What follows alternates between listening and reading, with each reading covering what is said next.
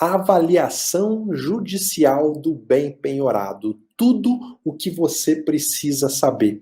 Judicial do bem penhorado. Esse é o nosso tema de hoje. O tema que você não pode perder de jeito nenhum, porque é um tema prático, um tema que realmente é um dos momentos, a avaliação é um dos momentos mais importantes da execução. É onde o exequente pode perder muito ou pode ganhar muito. Lembra que eu falei que o sucesso na execução depende de você? Você conhecer a avaliação em detalhes pode fazer com que o exequente, o seu cliente, ganhe muito ou perca muito. E aí eu repito, não adianta nada lutar para conseguir penhorar um bem se ele acaba sendo mal avaliado. Sabe aquele bem que você já fez várias pesquisas e não está encontrando nada? De repente, eis que surge um bem, você consegue penhorar. Agora, meu amigo, se a avaliação desse bem for mal realizada, não vai ter adiantado nada todo o seu esforço. Se a avaliação for errada para cima, ou seja, o bem vale de fato 10 mil reais, mas ele foi avaliado por 20 mil reais, tá? Não vai adiantar nada, sabe? Porque ninguém vai comprar esse bem no leilão judicial. Leilão judicial, as pessoas já têm um preconceito enorme, porque acha que se trata de um bem enrolado. Se o bem for mal avaliado, você não vai conseguir vender ele nunca, porque as pessoas que participam de leilão querem pichincha, querem comprar aquilo que está abaixo do valor da avaliação. Então, se você, advogado do exequente, deixar que aconteça uma má avaliação na sua execução, você pode estar simplesmente cagando toda a execução. E olha, infelizmente, avaliações ruins acontecem quase todos os dias. Quase todos os dias. Mas como assim, professor? O juiz não cuida da avaliação? Olha, como deveria cuidar, não. Sabe por quê? Porque ele delega isso para as partes. Se você, patrono do exequente, não está interessado em cuidar da avaliação, o juiz não vai cuidar, a avaliação vai acontecer. Se a avaliação for errada para baixo, o que vai acontecer? O devedor vai impugnar e o processo vai demorar muito mais para chegar ao fim. Por exemplo, às vezes o carro está avaliado, tem um valor de mercado de 30 mil reais e o oficial de justiça avalia ele em 20. O que o devedor vai fazer? Ele vai correndo impugnar essa avaliação e aí vai ter todo um desenrolar de um trâmite demorado, burocrático, que vai fazer com que a avaliação tome um tempo enorme da execução. Resultado, a sua execução vai se prolongar por 2, 3 anos a mais. Tá bom? Então veja como é importante para o exequente e também para o executado, obviamente, né? Imagina você, executado, deixa um bem do seu patrimônio ser mal avaliado e ele é usado para pagar uma dívida com um valor muito inferior do que ele deveria. Então, o seu carro vale 30 mil reais e ele é avaliado por 20, ou seja, o devedor acabou de perder 10 mil reais. Veja como é importante a gente falar desse assunto, veja como é importante a gente estudar os detalhes práticos. Olha, eu fiz questão de anotar aqui, na prática, os problemas da avaliação são os que mais atrasam o andamento de uma execução. Às vezes você pode achar que é a penhora. Ah, eu demoro muito tempo para encontrar um bem para ser penhorado. Não, isso não é o que mais atrapalha a execução. O que mais atrapalha e atrasa a execução é a avaliação.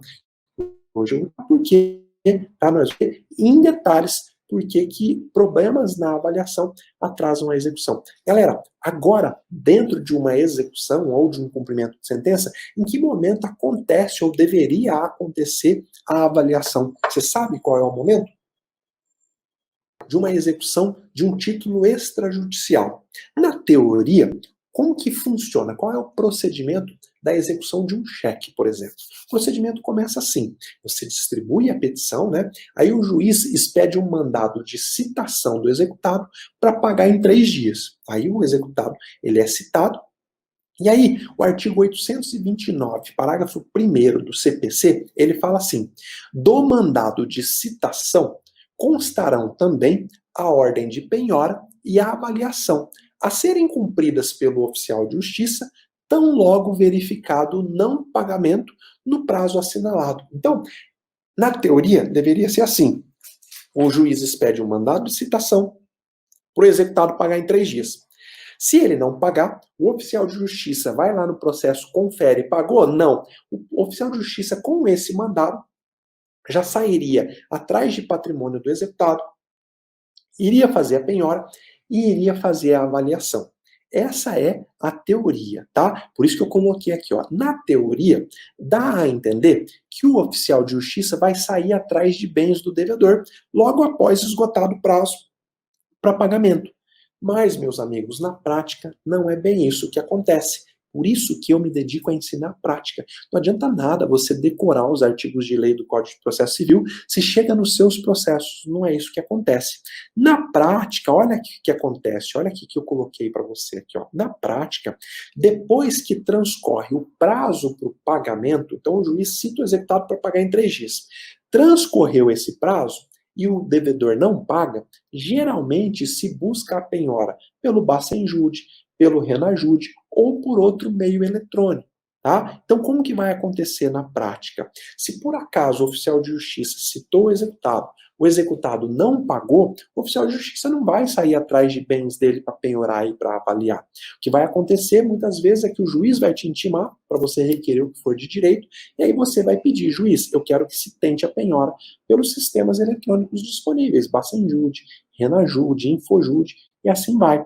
Aí, a avaliação, ela costuma acontecer somente depois de formalizada a penhora de um bem móvel ou imóvel. Obviamente que se for penhorado dinheiro não precisa de avaliação, né? Então, se for feita a penhora de um bem móvel, de um bem imóvel, de um crédito, o crédito ele também precisa de avaliação, aí sim que o juiz vai determinar a realização de uma avaliação. Veja como que a nossa lei prevê uma coisa, mas não deu certo na prática, não é assim que funciona. A própria lei está defasada. As pessoas, antes do oficial de justiça sair atrás de bens do executado, o exequente quer que seja tentada a penhora através do Bacenjude, depois do Renajude.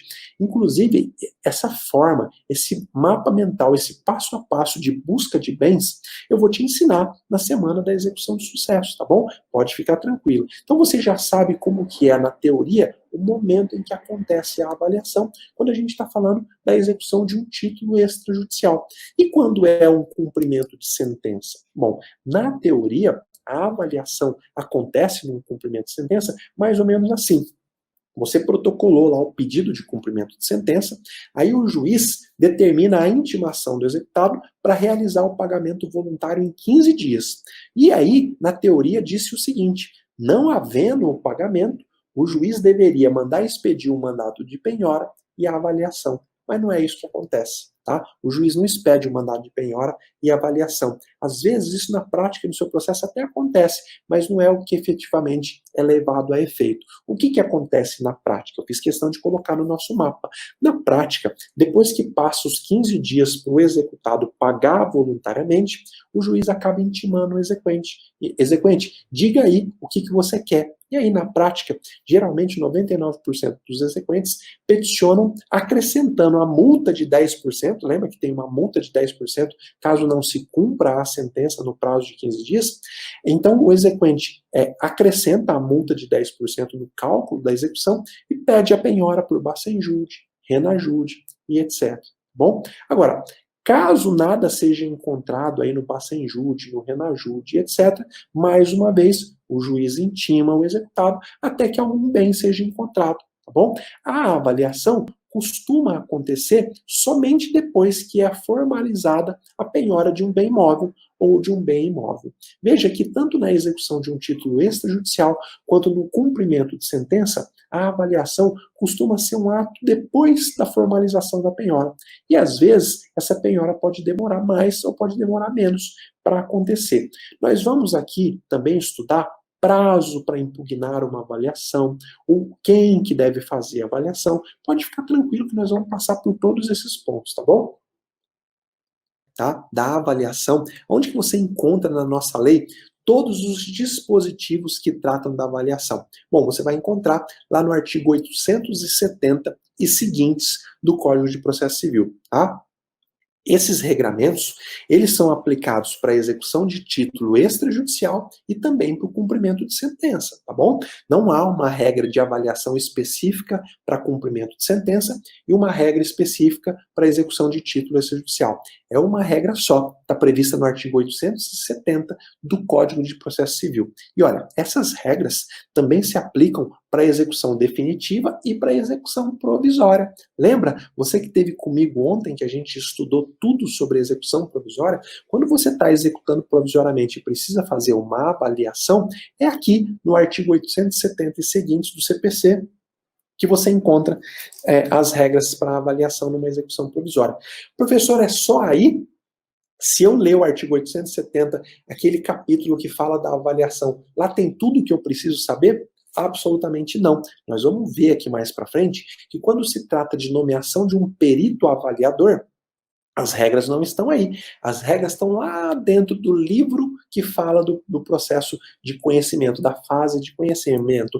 Mas fica tranquilo que eu vou te dar tudo mastigado aqui, tá? Você vai sair daqui pronto só para engolir e colocar em prática. Eu estou te dando e vou te dar tudo mastigado aqui, aquilo que é importante que você saiba, tá bom? Pode ficar tranquilo. Deixa eu ver se tá tudo bem, tá? Ponto que nós vamos entrar. Detalhes teóricos e práticos da avaliação. Dá uma olhada, você que está no YouTube, está acompanhando o mapa mental, detalhes, eu vou te dar agora detalhes teóricos e detalhes práticos da avaliação, tá? Eu dividi aqui em alguns tópicos, e o primeiro deles nós vamos falar sobre quem faz a avaliação como regra. Então, foi penhorado no carro. Então, o carro está penhorado. Aí o juiz expede um mandado de avaliação. Quem, em regra, faz essa avaliação? Bom, o artigo 870 do Código de Processo Civil fala que, como regra, a avaliação deve ser realizada por um oficial de justiça. Sabe essa função de oficial de justiça? Algumas comarcas têm a função de avaliador. Tem comarcas que têm a função de oficial de justiça, que acumula a função de avaliador, mas pode ser que na sua comarca tenha a função específica de avaliador. Uma pessoa, um funcionário público só para avaliar. Então, o que você precisa saber até agora é que, como regra, a avaliação deve ser feita por um oficial de justiça. Mas, na prática, não é isso que costuma acontecer. Porque, via de regra, a avaliação exige conhecimento técnico do avaliador, que muitas vezes o oficial de justiça não tem. Imagina o juiz determinar a avaliação de uma empresa multinacional. Caramba, como que o oficial de justiça, que na maioria das vezes não tem conhecimento de contabilidade, não tem conhecimento de engenharia, não tem vários conhecimentos técnicos, como que ele vai avaliar todo o patrimônio de uma empresa? Por isso que você precisa ter a teoria, mas você precisa conhecer a prática. Se o juiz determina que o oficial de justiça faça uma avaliação, mas o oficial de justiça não tem conhecimentos técnicos, olha o que acontece. O artigo 870, parágrafo único do CPC, fala assim: se forem necessários conhecimentos especializados e o valor da execução o comportar, o juiz vai nomear avaliador, fixando-se o prazo não superior a 10 dias para a entrega do laudo. E a partir de agora, nós vamos ver alguns problemas que podem acontecer na prática. O primeiro deles, um oficial de justiça avalia o bem sem ter conhecimento técnico para tanto e apresenta um laudo sem quase nenhuma fundamentação. Então imagina, pega esse exemplo que eu dei.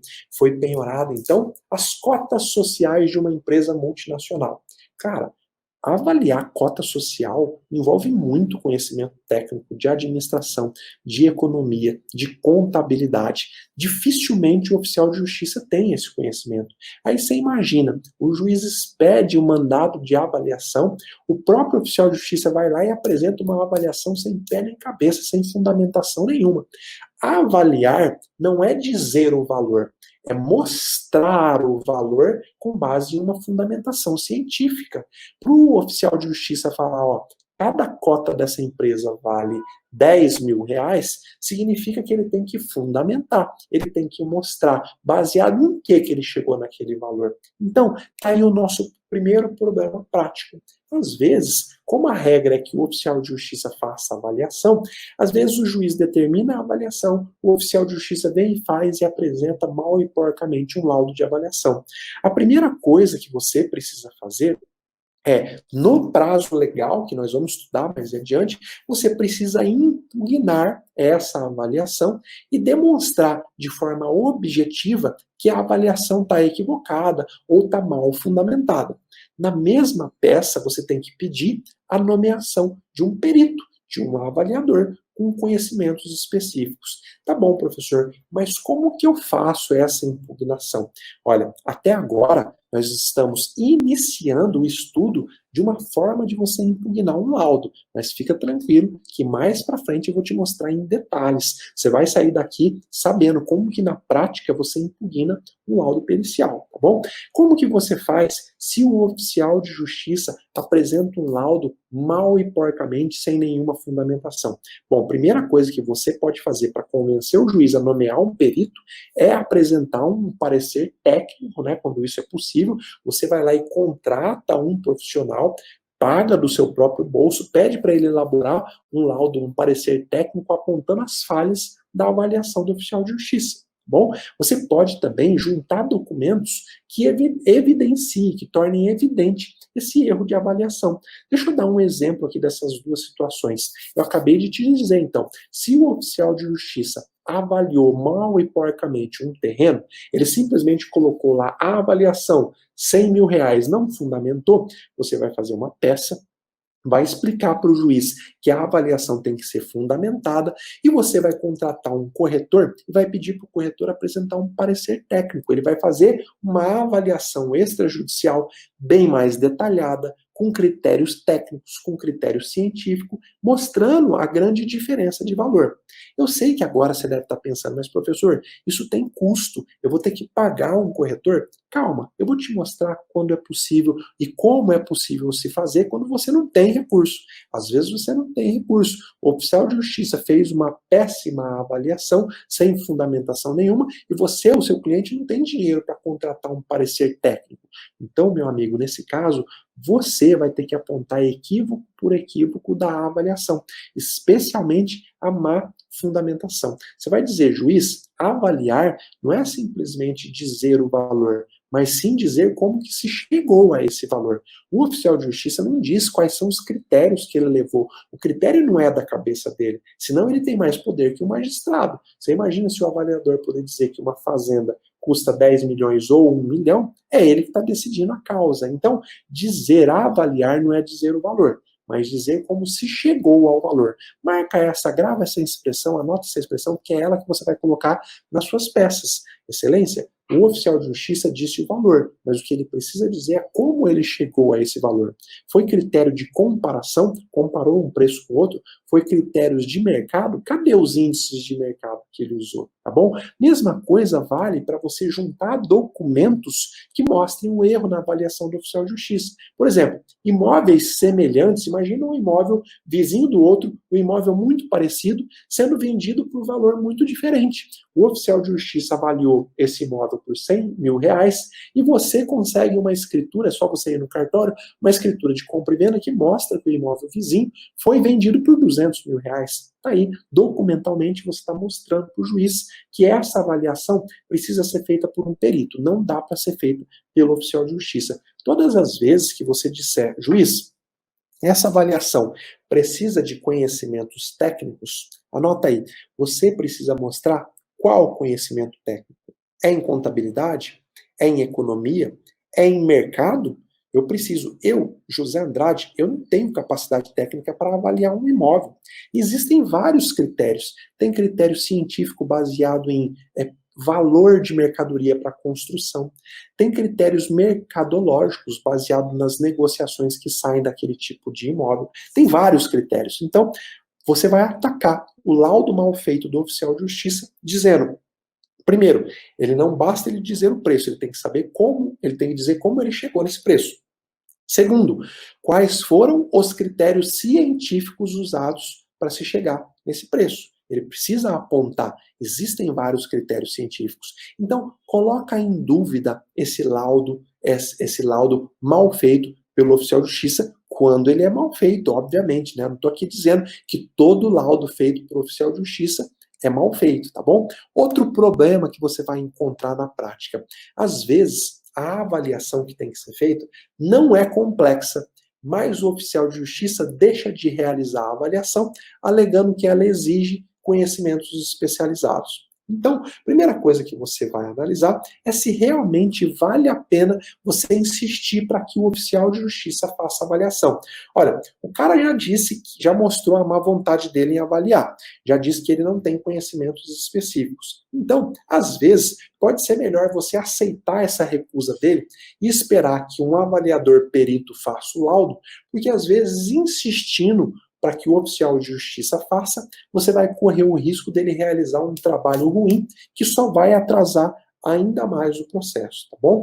Talvez valha a pena você ir falar com o magistrado antes mesmo de peticionar. Então, o oficial de justiça apresentou uma certidão, certifico que deixo de avaliar a bicicleta penhorada, uma vez que essa avaliação depende de conhecimentos técnicos. Aí você fala, cara, avaliar uma bicicleta, se ele for aí em meia dúzia de loja, ele consegue descobrir o valor de mercado dessa bicicleta. Antes de peticionar isso, vai falar com o magistrado, tá? Coloquei aqui até um exemplo, avaliação de uma bicicleta. Vai pessoalmente, agora nessa época de pandemia, marca uma call aí com o magistrado e explica. Fala, excelência, eu não queria peticionar por enquanto, para o oficial de justiça não ficar com má vontade, tá? Não fazer uma avaliação ruim.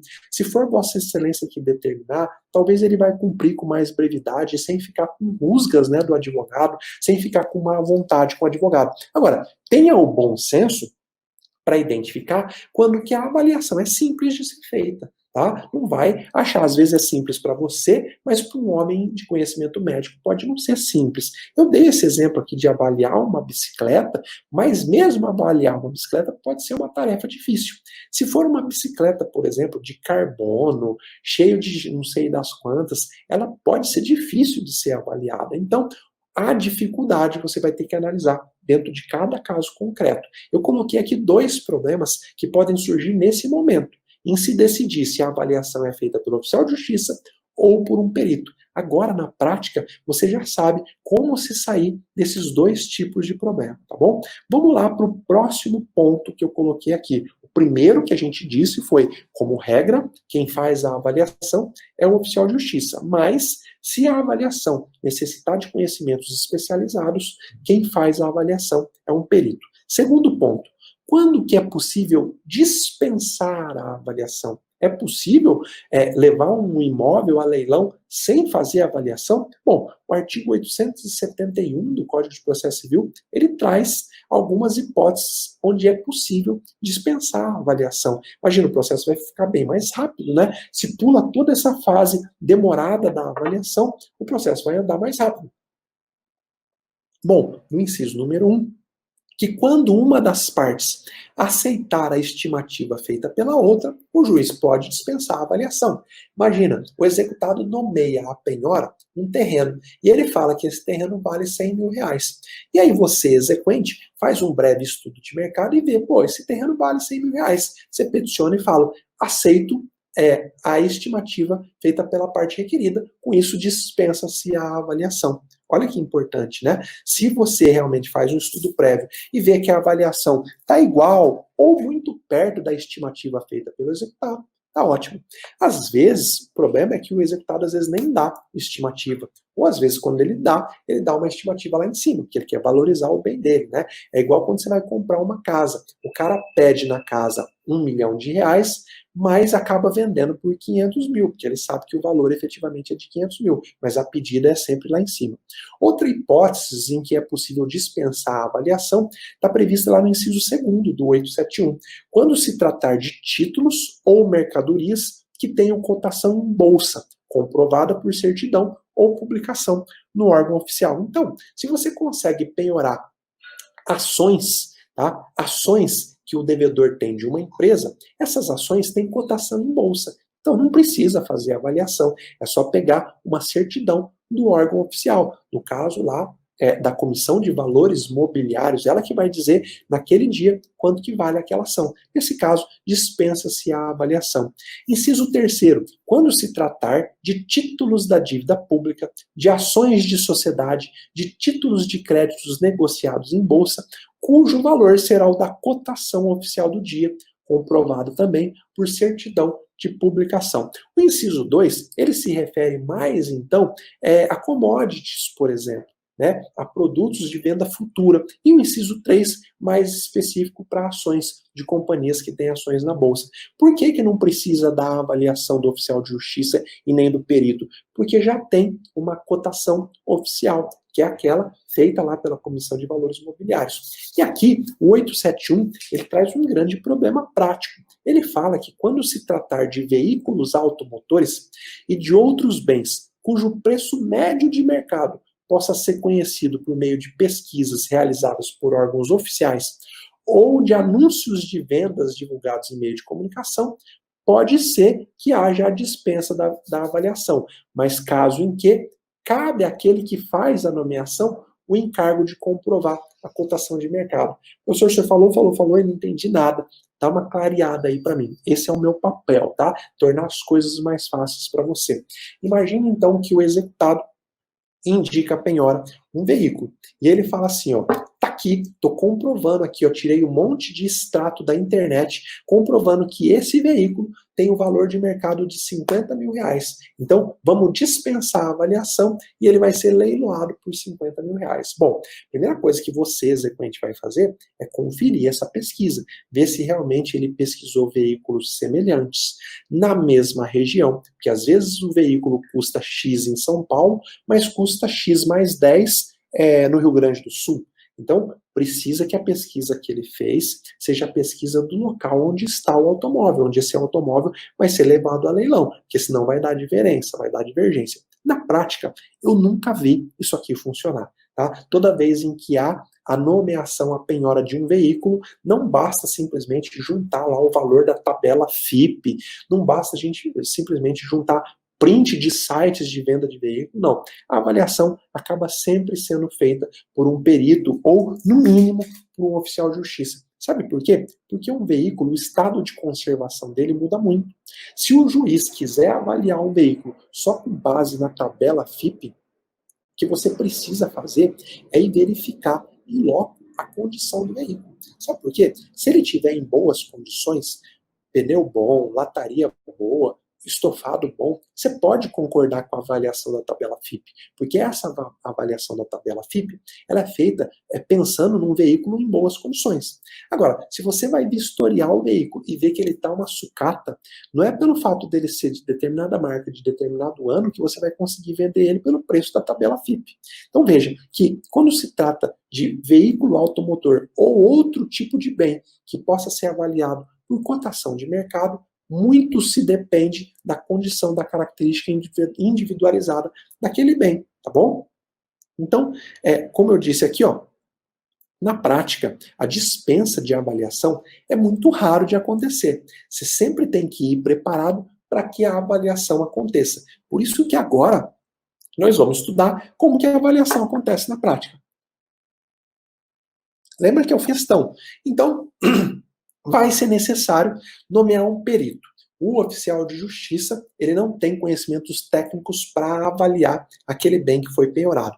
A disciplina legal sobre a nomeação do perito está lá dentro do título do Código de Processo Civil, que trata da fase de conhecimento. Está lá no artigo 464 e seguintes do CPC. Lembra que eu falei que se você for procurar toda a disciplina legal da avaliação só lá no artigo 870 e seguinte você não ia encontrar? Era disso que eu estava falando. Quando for se falar em nomeação de um perito, você vai estudar tudo que está previsto no artigo 464 e seguintes do Código de Processo Civil, tá bom? 464 e seguintes. Lá é que fala tudo sobre a nomeação do perito. E aqui eu pontuei alguns problemas que você já deve estar pensando. Professor, quem que deve adiantar os honorários do perito? Então, se chegou à conclusão de que precisa avaliar aquela fazenda penhorada. O oficial de justiça já falou que ele não tem conhecimentos técnicos, e aí você, exequente, fala assim, juiz, nomeia um avaliador, um perito. E aí o juiz nomeia esse perito. Quem paga os honorários periciais? Bom, quem paga, quem antecipa é a parte que solicita a perícia. Se você, exequente, quer que a perícia seja feita por um avaliador, por um perito, você vai adiantar esses honorários periciais, que depois vão ser devolvidos com o saldo daquele bem que for vendido.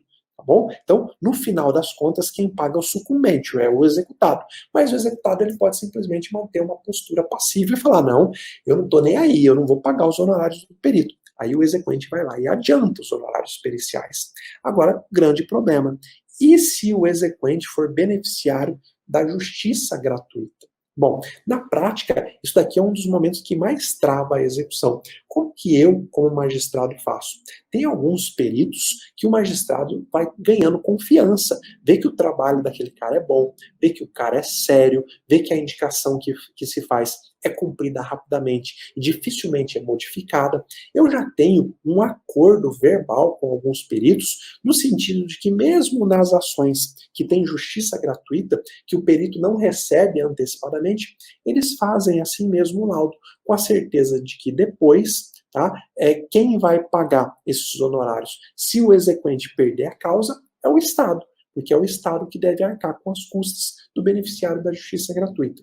Algumas comarcas, como eu já disse, têm o avaliador oficial, aquela pessoa que tem conhecimento técnico, então não vai ser o oficial de justiça, mas vai ser o avaliador oficial. Aí, nesse caso, não se fala em adiantamento de honorários, tá?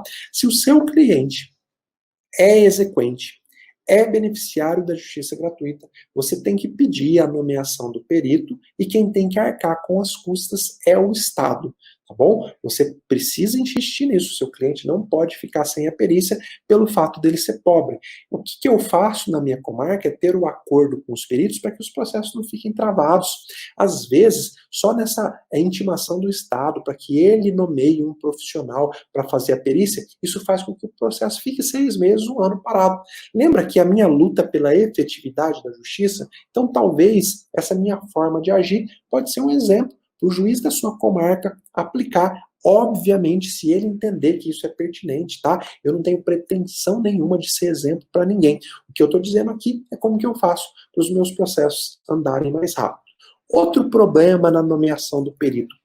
E se o perito não tiver qualificação técnica? Às vezes, pode acontecer. É necessário uma perícia, não vamos falar de execução, mas vamos falar de uma perícia dentro da fase de conhecimento.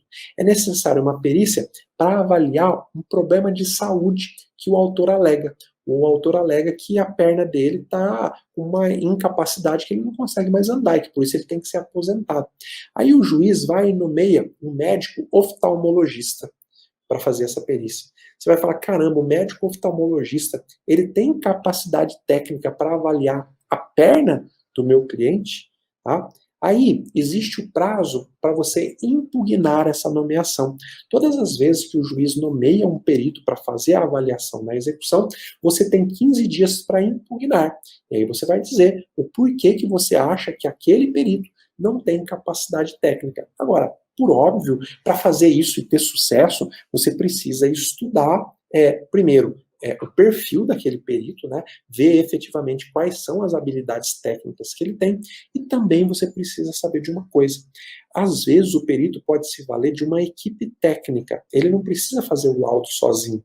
Então, eu já cansei de nomear perito, principalmente em comarcas do interior, nomear um médico que não tem aquela especialidade necessária na perícia, mas é o único na cidade, e dizer que ele pode se valer de uma equipe de profissionais. Então ele faz contato com outros médicos, com outras especialidades, para se chegar num laudo preciso. Por quê? Porque se você for muito específico, talvez você não vai encontrar perito nenhum avaliador, tá bom? Então, não se prenda muito a isso também. Para impugnar a nomeação de um perito, você precisa ter base. Como é que você faz para ter base? Bom, estuda a vida daquele perito, vê se ele ele já atuou em outras perícias semelhantes. Se sim, nem adianta você perder tempo impugnando, tá bom?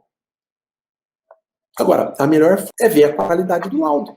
Às vezes você não impugna nesse momento, mas daí o cara traz um laudo porco, sem fundamentação nenhuma. Aí pronto, você vai para cima, falar, não impugnei a nomeação porque eu não tinha elementos. mas agora eu tenho elementos para impugnar o laudo. Mas já vamos ver daqui a pouco como que você impugna o laudo, tá bom? Outro problema, aliás, outra coisa que você tem que estar atento, que está lá no artigo 464 e seguintes do CPC. Quando o juiz nomeia o perito, você tem o prazo de 15 dias para indicar um assistente técnico e apresentar os seus quesitos de avaliação. O que é apresentar os quesitos? Você pode formular perguntas para o avaliador responder. Quais são os critérios técnicos adotados para a avaliação? Qual é o fundamento científico para a avaliação que está sendo feita? Qual é o valor de mercado hoje? Qual era o valor de mercado ano passado? Qual é a projeção de valor de mercado desse bem? São perguntas que você pode fazer, são quesitos que o avaliador tem obrigação de responder, tá bom? O assistente técnico é opcional. Para que serve o assistente técnico? Imagina que tem que se fazer uma perícia para avaliar todo o patrimônio de uma empresa. Eu, sendo advogado, não entendo nada, por exemplo, de avaliar uma empresa. Então eu não vou ter como impugnar aquele laudo que o perito apresentar. Então eu falo com a parte, com o meu cliente, ó, vamos contratar um cara especialista nisso, para ele acompanhar o trabalho do perito e falar para a gente se o perito está agindo certo ou errado. Esse é o assistente técnico. Ele é uma pessoa da confiança da parte, nomeado pela própria parte. Não é nomeado pelo juiz. Não depende da aceitação do juiz. Então, no prazo de 15 dias, você precisa indicar para o juiz, ó, juiz, os nossos quesitos são esses e o nosso assistente técnico é esse. O que significa? Todos os atos de avaliação, você vai ser intimado e o seu assistente técnico pode acompanhar, pode ir lá ver em loco o trabalho do perito. O perito realmente foi lá na fazenda, fotografou todos os bens, olhou bem por bem, ou ele está avaliando de qualquer jeito, sem nem ver o estado do bem? É importante demais que haja um assistente técnico. Professor, a parte é beneficiária da justiça gratuita, não tem condições de nomear um assistente técnico. Aí, meu amigo, paciência, eu nunca vi na prática nomeação de um assistente técnico pago pelo Estado. Agora, nada impede que você peça, tá? Eu nunca vi na prática, mas você pode conseguir na prática. Por quê? A pessoa não pode ser penalizada e ficar com menos mecanismos de defesa no processo por ser pobre, por ser beneficiário da justiça gratuita, tá bom?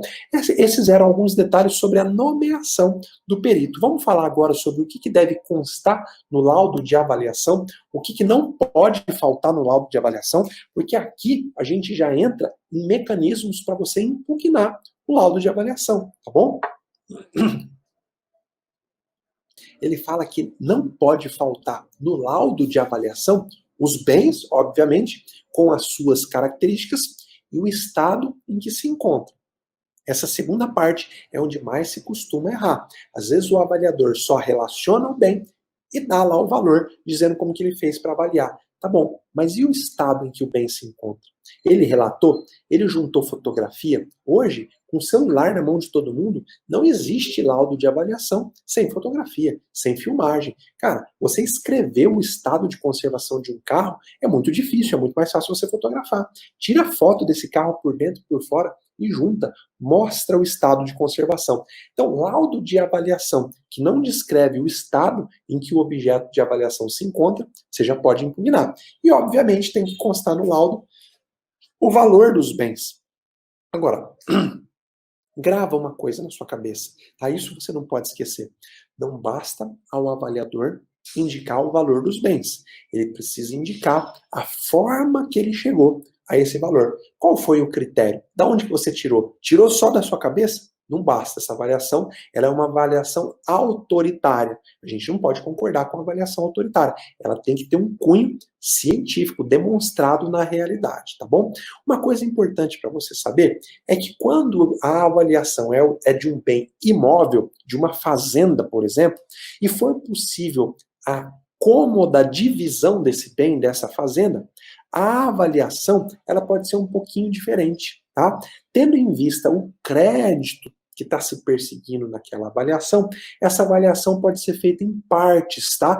E o avaliador vai sugerir lá no laudo dele um memorial descritivo de divisão dessa fazenda. Vamos para o exemplo aqui que fica mais fácil.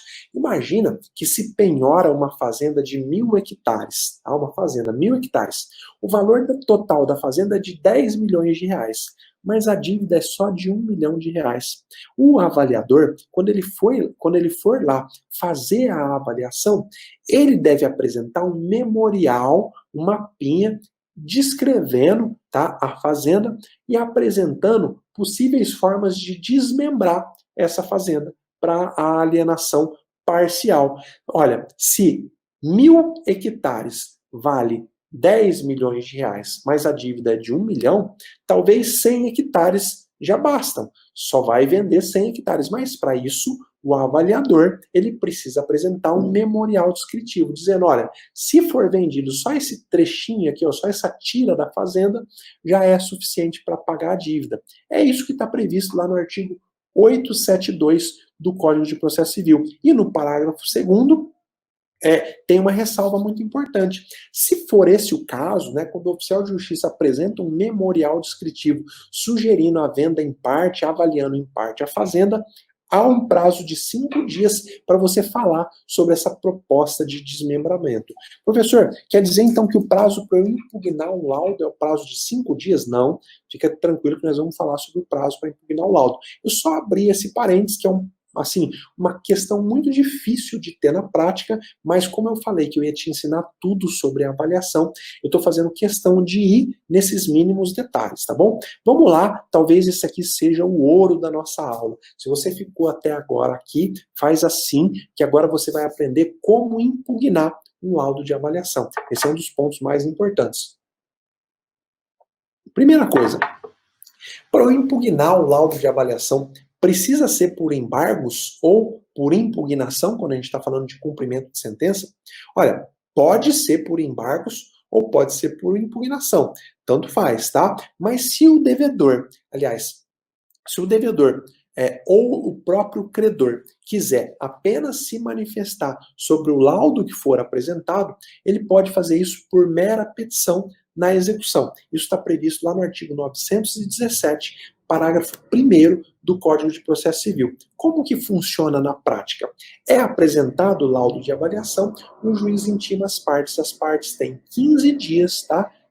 10 mais 5, 15 dias para impugnar o laudo, apresentar todos os defeitos do laudo. Veja que esse não é mais o momento para você impugnar a nomeação do perito. Se você não fez isso lá atrás, lembra que eu te falei, artigo 464 e seguintes do Código de Processo Civil, você tem um prazo lá atrás de 15 dias para impugnar a nomeação do perito, não concordar com ele, pedir a substituição, e agora você tem 15 dias para impugnar o laudo, mostrar os defeitos no laudo, mostrar por que ele precisa ser corrigido. Agora, imagina que a avaliação foi apresentada dentro do prazo para embargos ou para impugnação. Você pode fazer isso tudo dentro da mesma peça. Não, eu já apresentei a impugnação, já apresentei o embargos e a penhora aconteceu lá na frente. Consequentemente, a avaliação aconteceu depois. Quer dizer que eu não posso mais penhorar? Obviamente que pode, já que a avaliação aconteceu depois do embargos, você vai ter 15 dias para impugnar a avaliação, tá bom? Por isso que eu coloquei aqui, qual que é o prazo para impugnar a avaliação? 15 dias a contar da ciência do laudo, está previsto lá no artigo 917, parágrafo 1º. Esse prazo, como é um prazo processual, ele é contado apenas em dias úteis, tá bom? Essa intimação ela é feita através do advogado. Se o executado não tiver advogado, o juiz vai mandar um AR para intimar ele pessoalmente da avaliação, tá bom? Então fica de olho nesse tipo de questão. Na prática, o que fazer para demonstrar um erro na avaliação? Está aqui o ouro, está aqui aquilo que você não pode perder de jeito nenhum.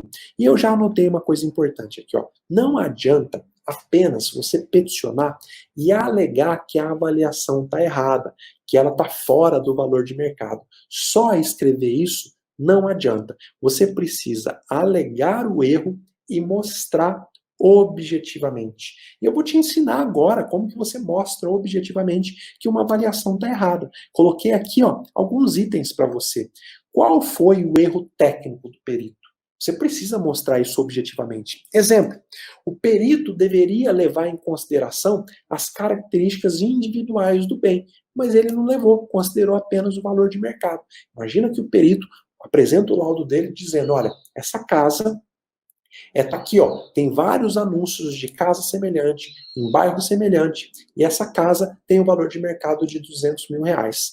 Tá bom, mas o perito não mostrou as características individuais do bem, porque valor de mercado é uma coisa, valor individual também é levado em consideração. Se a casa do vizinho, muito parecida, tem o valor de R$ 200.000, mas a casa para ser avaliada está cheia de infiltração, cheia de rachadura, esses detalhes individuais precisam ser levados em conta. Então, primeiro ponto que você não pode esquecer, quando você for impugnar um laudo, mostra para o juiz qual foi o erro técnico do perito. Ó, o perito errou porque ele não trouxe as características individuais do bem. O perito errou porque ele considerou um valor de mercado que não é o valor de mercado. Tá aqui, ó. Olha o meu estudo aqui, o valor de mercado é completamente diferente. O perito, às vezes, usou uma fórmula matemática equivocada. O perito, na hora de somar valor de terreno mais valor da construção, errou na soma. Então, mostra objetivamente. Não basta alegar. O juiz não vai desenvolver o raciocínio para você. Você precisa mostrar objetivamente, porque assim você convence o juiz. Outra hipótese. Onde que está o erro do cálculo? Imagina uma avaliação que tem um cálculo lá detalhado. O avaliador usou um índice de correção errado, ele deveria usar, por exemplo, o IGPM, como está na sentença, e ele usou o INPC. Então mostra para o juiz, olha, o erro do cálculo está lá no índice de correção monetária. A sentença falou uma coisa, ele fez outra. O que eu coloquei aqui para você? Ó, não basta apenas apontar um valor final diferente. Você tem que mostrar objetivamente onde está o erro. Por exemplo, às vezes você fala assim, ó, a avaliação tem um erro matemático. O perito deveria ter chegado ao valor de R$ 10.000, mas como ele errou matematicamente, ele chegou no valor de 8. Cara, só isso não basta. Não basta apontar apenas um valor final diferente. Mostra aonde que ele errou no cálculo. Porque aí, meu amigo, você matou a charada, facilitou o trabalho do juiz. O juiz viu o erro, ou ele vai mandar o avaliador refazer o cálculo, ou ele mesmo já tem condições de decidir. Para isso, muitas vezes, para você apontar esse erro técnico, você vai precisar do assistente técnico. Vê a importância. Eu não entendo nada de avaliar imóvel. Se eu tiver que decidir sobre uma avaliação, eu preciso de um perito. Você, advogado, talvez você não vai entender nada do laudo que o perito judicial apresentar, mas o seu assistente técnico, ele vai poder apontar um erro do perito. Se ele apontar para você, é o que você vai colocar na sua petição. Excelentíssimo juiz, o laudo deve ser corrigido, uma vez que tem esse problema técnico. Vai lá e aponta. Pede para o assistente técnico escrever esse problema técnico.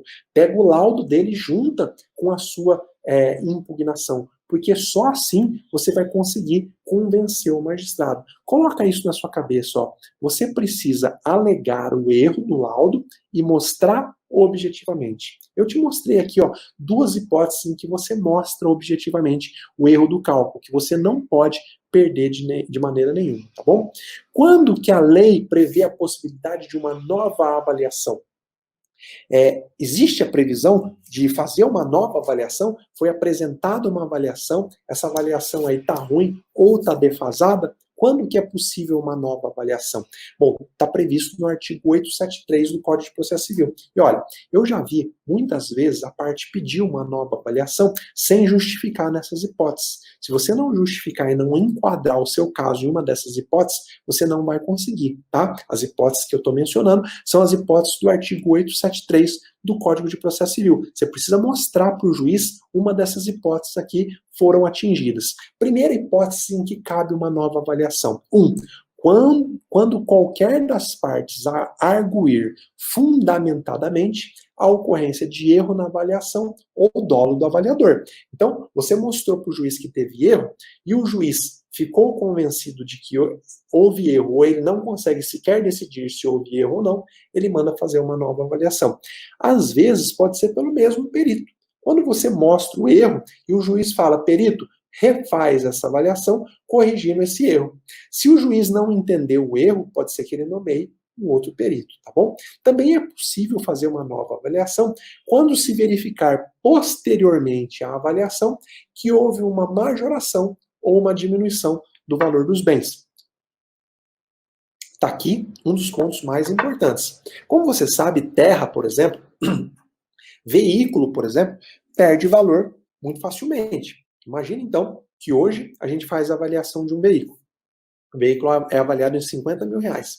Acontece que o leilão desse veículo leva 5 anos para acontecer. Obviamente que daqui 5 anos esse veículo não vale mais os R$ 50.000.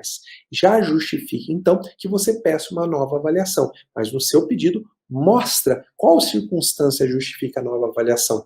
No caso do exemplo, o transcurso do tempo, tá bom? Também cabe nova avaliação quando o juiz tiver fundada dúvida sobre o valor atribuído ao bem na primeira avaliação. Então aqui deixou completamente no subjetivismo do magistrado.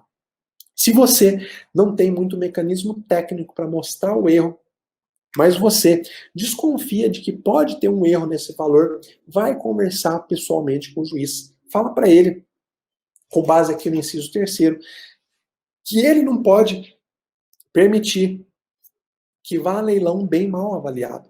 Talvez você consiga convencer o juiz por aqui, se você não conseguiu, com base nos incisos anteriores, tá bom? Ponto número 8 da nossa aula. Depois de realizada a avaliação, o que acontece com o processo ou o que pode acontecer com o processo? Bom, a primeira coisa é que o juiz pode, a requerimento do interessado e ouvido a parte contrária, mandar fazer algumas coisas. A primeira delas é reduzir a penhora, né, aos bens suficientes. Às vezes se avaliou a fazenda em 10 milhões, mas só 100 hectares dessa fazenda já é suficiente para pagar a dívida. Então, o juiz pode mandar reduzir a penhora, isso é possível depois da avaliação. Ou o contrário, pode mandar ampliar a penhora ou até mesmo transferir para outros bens mais valiosos, tá? Não é porque foi penhorada a fazenda de 1.000 hectares que depois que o juiz descobre que só 100 hectares já é suficiente para pagar a dívida, que vai continuar com a penhora dos 1.000 hectares. Não pode acontecer que o juiz mande reduzir, ou às vezes o contrário, que o juiz mande aumentar a penhora. Isso tudo depende de peticionamento. Na prática, peticiona para o magistrado, mostra por que tem que diminuir ou mostra por que tem que aumentar, tá bom? Ou o que vai acontecer depois da avaliação? Artigo 875. Realizada a penhora e a avaliação, o juiz dá início aos atos de expropriação do bem. O que é expropriar? É tirar a propriedade.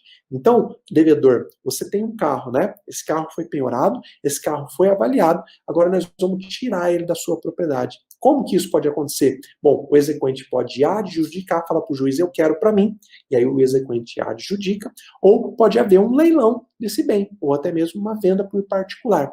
São outros assuntos para a gente assistir e aprender. Professor, bom dia. Dá para pedir multa quando o depositário deteriora o bem? No pedido de penhora sobre o faturamento, o advogado pode acompanhar a diligência? São duas perguntas, não necessariamente estão relacionadas com a nossa aula, mas não me custa responder, tá, Márcio? Multa sim, tá? Ato atentatório à dignidade da justiça. Se o depositário não conservou os bens, dá para aplicar multa sim, tá bom? Pedido de penhora de faturamento, o advogado pode acompanhar a diligência? Pode, não só pode como deve, tá? Porque se a penhora vai ser feita lá na boca do caixa, o advogado tem que estar junto para poder ver se efetivamente tudo está sendo penhorado. Deixa eu ver aqui mais perguntas da galera. Gratitir laudo, só parecer técnico, confronto de laudo de corretor ou parecer de engenheiro.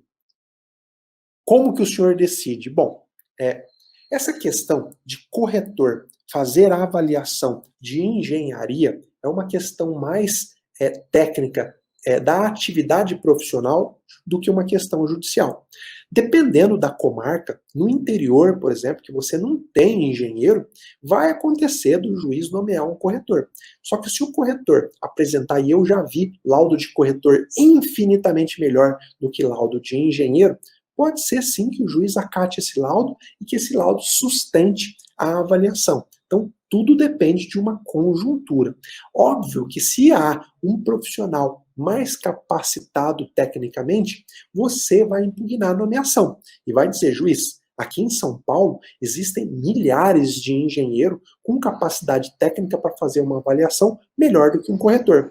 Não obstante, o próprio regulamento profissional impede que o corretor seja nomeado. Por isso, eu estou impugnando essa nomeação e quero outra. Tá vendo? É assim que você faz. Você resolve esse tipo de problema. Beleza? Vamos ver mais perguntas. Deixa eu ver aqui da galera do YouTube se tem mais gente. Gravo de instrumento, cabe qualquer decisão proferida na execução ou no cumprimento de sentença é suscetível de agravo, tá? Qualquer decisão da execução. Obrigado pelo compartilhamento do conhecimento. Eu que agradeço a cada um de vocês que me acompanham tão fielmente todos os dias. Pode ter certeza que isso me torna uma pessoa cada dia mais agradecida. Obrigado, Deus, por tudo que o Senhor tem me dado. Galera, fiquem com Deus. Até uma próxima.